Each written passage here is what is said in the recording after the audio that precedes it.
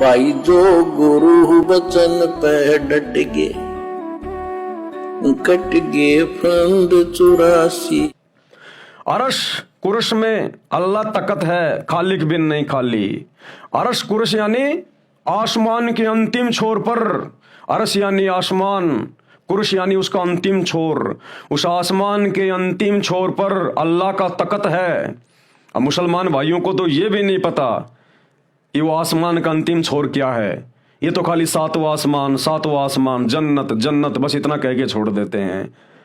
वो आसमान का अंतिम छोर है सतलोक, अनामी लोक, जहां परमेश्वर बैठे हुए हैं, अल्लाह कबीर बैठा हुआ है, जहां उनका सिंहासन है, जहां वो अपने तेजो में रूप में रहते हैं, जिनके शरीर के एक रोम में, एक बाल में 1 करोड़ चंद्रमा, 1 करोड़ सूरज, इनसे भी कहीं ज्यादा रोशनी है।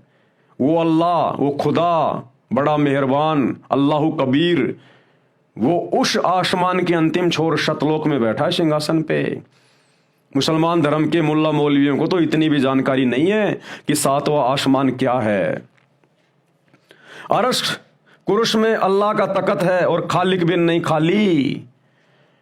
और उस अल्लाह के द्वारा रची गई ये खालिक यानी सृष्टि, ये कायनात, इस कायनात के कण कण में उस अल्लाह की शक्ति समाहित है।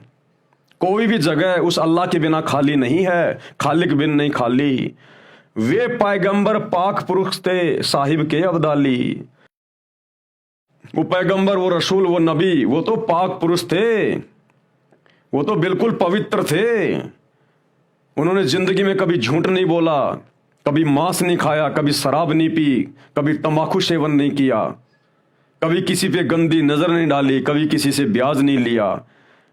वे पैगंबर पाक पुरुष थे साहिब के अब्दाली, उस अल्लाह के भेजे गए मैसेंजर।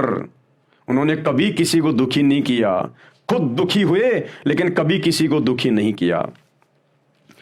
अर्थात संत गरीबदास जी ने कहा है कि नबी मोहम्मद जी को मेरा नमस्कार सलाम है। वे राम अर्थात अल्लाह के रसूल यानी संदेशवाहक कहलाए। बाबा आदम से लेकर अंतिम नबी हजरत मोहम्मद जी तक 1,80,000 नबी हुए हैं, तथा जो उनके अनुयायी उस समय थे, कसम है उन्होंने छुरी चलाकर जीव हिंसा नहीं की। अरस यानी आसमान के, कुरश यानी अंतिम छोर पर ऊपर अल्लाह यानी परमेश्वर का तकत यानी सिंहासन है। वह वहां पर विराजमान है। वो अल्लाह सतलोक में विराजमान है, सतलोक के सिंहासन पर वो है सातवां आसमान। परंतु उस खालिक यानी जगत के मालिक की पहुंच प्रत्येक लोक तक है। जितने भी ब्रह्मांड हैं, जितने भी लोक हैं, उन सभी में उस निहायत रहम दिल अल्लाह की पहुंच है। उस अल्लाह कबीर की अपने हर ब्रह्मांड में पहुंच है। वो एक क्षण में किसी भी ब्रह्मांड में जा सकता है, कोई भी रूप बना सकता है, कभी भी कहीं भी वो प्रकट हो सकता है। जिस प्रकार हमारा हाथ हमारे शरीर के किसी भी हिस्से पर खुजली होती है, ये तुरंत पहुंच जाता है। इसी प्रकार उस परमेश्वर, उस अल्लाह की पहुंच, ओरिजिनल अल्लाह की पहुंच, अल्लाह कबीर की पहुंच, उसके द्वारा रची गई पूरी सृष्टि पर है।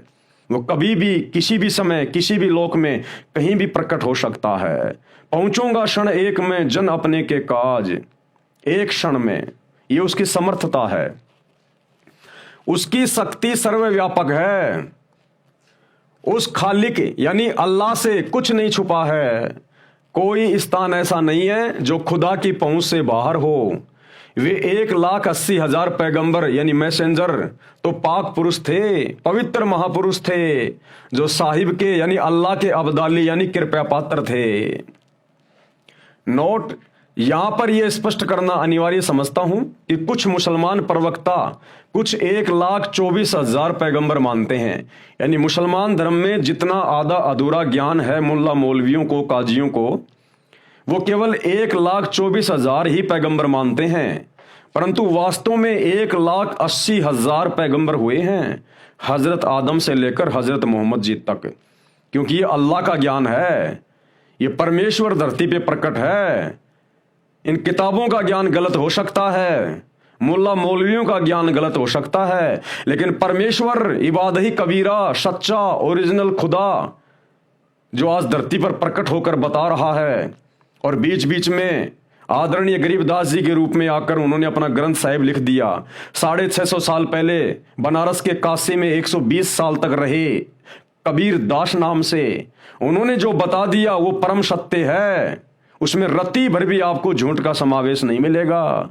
साध वचन पलटे नहीं, चाहे पलट जाए ब्रह्मांड। यहां पर यह स्पष्ट करना अनिवार्य समझता हूं कि कुछ मुसलमान प्रवक्ता कुल 1,24,000 पैगंबर मानते हैं। परमेश्वर कबीर जी ने, उनके शिष्य गरीबदास जी ने तथा विष्णोई धर्म के प्रवर्तक बाबा जम्बेश्वर जी ने 1,80,000 कुल पैगंबर बताए हैं। पूर्ण परमात्मा ने जो बताया है वह गलत नहीं हो सकता। फिर भी हमने ये जानना है कि जीव हिंसा, मांस भक्षण महापाप बताया है, जो उन 1,80,000 या 1,24,000 ने भी वह पाप नहीं किया, और हमें भी नहीं करना चाहिए। जिन पैगंबरों का हम रेफरेंस देते हैं बात बात पे, उन पैगंबरों ने कभी मांस को छुआ नहीं, और आज हम हरी सब्जियों की तरह मांस खा रहे हैं, तो हमसे बड़ा पापी, हमसे बड़ा निर्दयी, हमसे बड़ा राक्षस भला और कौन हो सकता है जो मांस को खा रहा है। भाई जो गुरु बचन पे डट गे, कट गे फंद 84 के, कट गे फंद 84 के, कट गे फंद 84 के।